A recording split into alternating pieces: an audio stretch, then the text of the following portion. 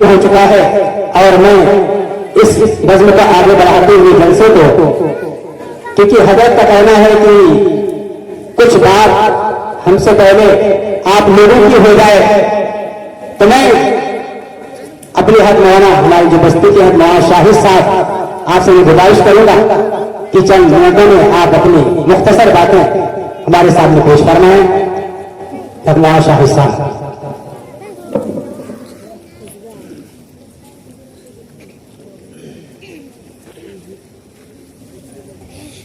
بسم اللہ الرحمن الرحیم،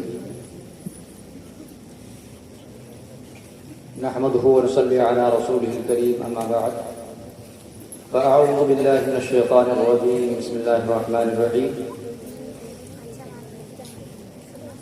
قل ان کنتم تحبون اللہ فاتبعونی یحببکم اللہ، صدق اللہ العظیم۔ محترم بزرگوں، عزیز بھائیوں اور پردہ نشین ماں بہنیں، بڑی خوشی ہو رہی ہے کہ آج ہماری اس چھوٹی سی بستی میں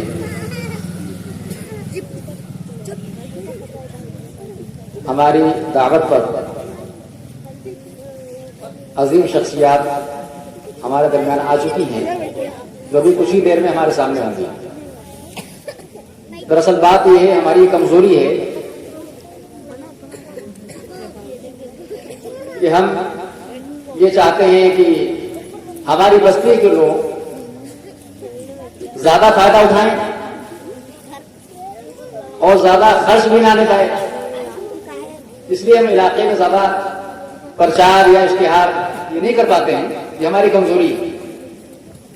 لیکن آپ بلکہ کیا ہر شخص تقریباً اس بات کی تمنا کرتا رہتا ہے کہ خوب بڑا اشتہار بنے، خوب الاؤنس ہو تو معلوم ہو کہ یہاں پروگرام ہو رہا ہے کوئی بڑا۔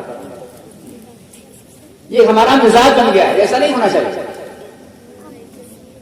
کئی بار ارادہ ہوا کہ کسی عظیم شخصیت کو بلایا جائے اور پروگرام مسجد میں کیا جائے، تو ہماری بستی کے بہت سے لوگوں نے کہا نہیں، یہ کیسے بنے گا، جلسہ کریں گے وہ بھی مسجد میں۔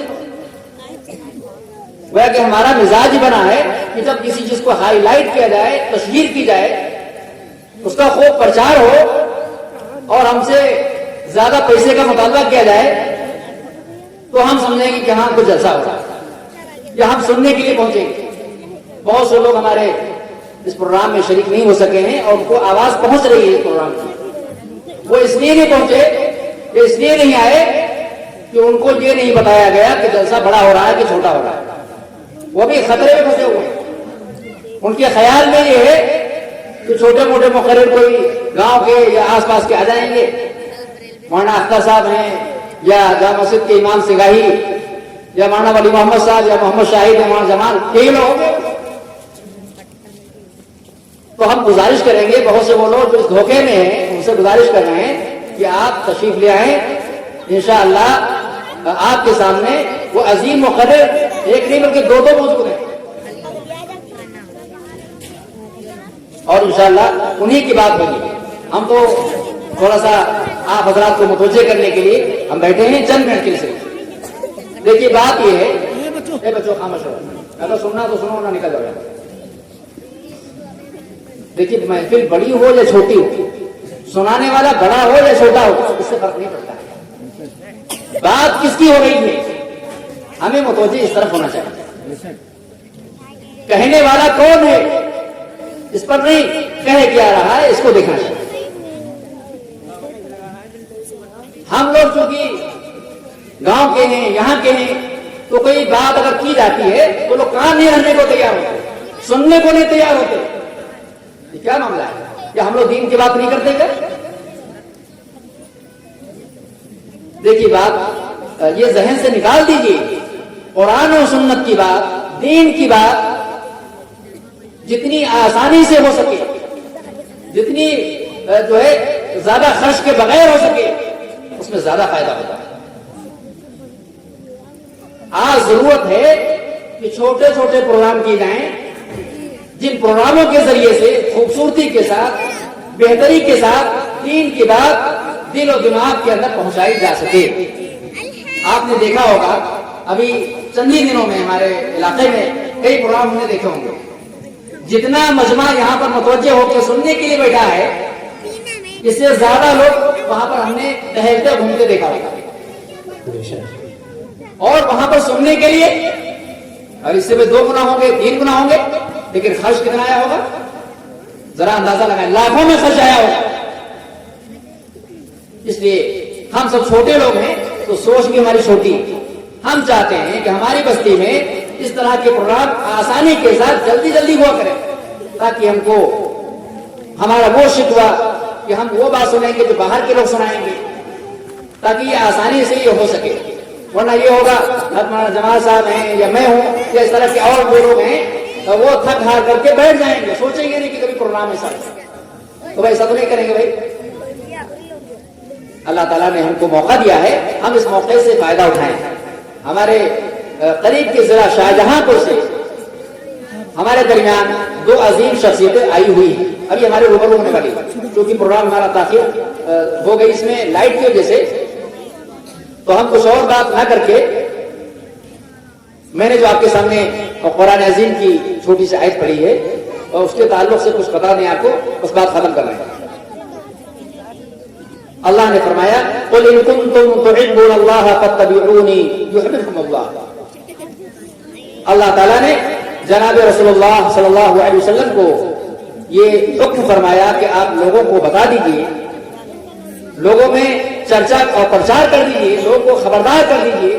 قل آپ کہہ دیجئے ان کنتم تحبون اللہ فاتبعونی یحببکم اللہ, کہ اگر تم اللہ سے محبت کرنا چاہتے ہو یا تم کو اللہ سے محبت ہے, اگر تم اللہ سے محبت کرنا چاہتے ہو یا یہ چاہتے ہو کہ تم سے اللہ محبت کرنے لگے, پیار کرنے لگے, تم کو چاہنے لگے, اس کا طریقہ ہے, اس کا طریقہ یہ ہے کہ فاتبعونی یحببکم اللہ.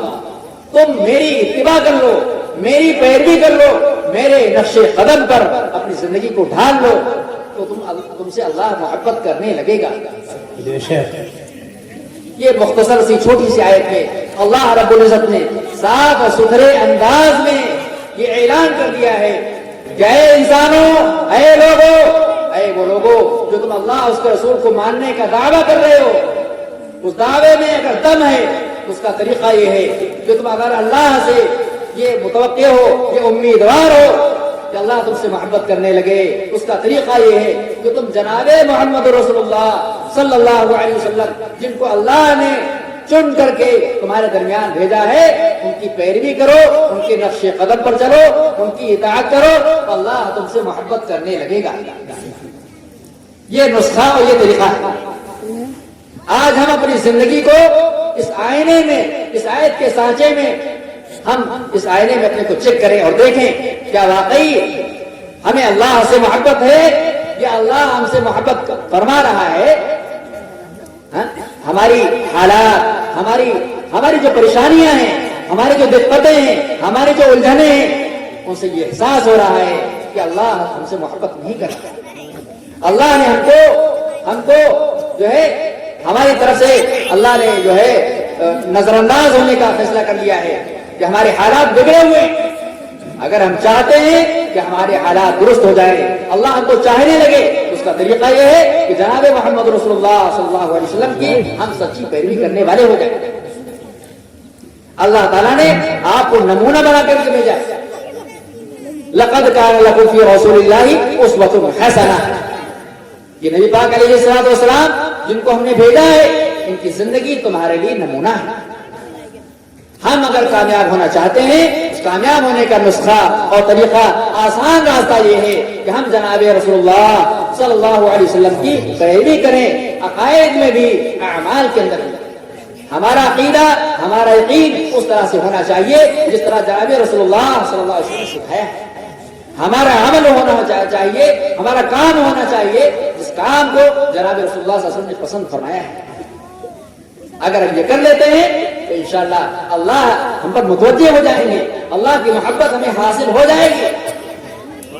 ورنہ دعویٰ کرنے سے کچھ کام نہیں چلتا. دعویٰ کرنا بہت آسان ہے, لیکن دعوے کو ثابت کرنا بہت مشکل ہوتا ہے. اللہ تعالی ہم سب کو عمل کی توفیق نصیب فرمائے. بس ہمارے مہمان گرامی آپ کے سامنے موجود ہیں. بغیر کسی تاخیر کے اب آگے پروگرام چل رہا ہے، شروع ہو رہا ہے. اللہ تعالی ہم سب کو عمل کی توفیق نصیب فرمائے. بزرگ دوستوں، یہ تھے ہمارے بستی کے حد مولانا شاہد صاحب جہاں پر بات مظاہری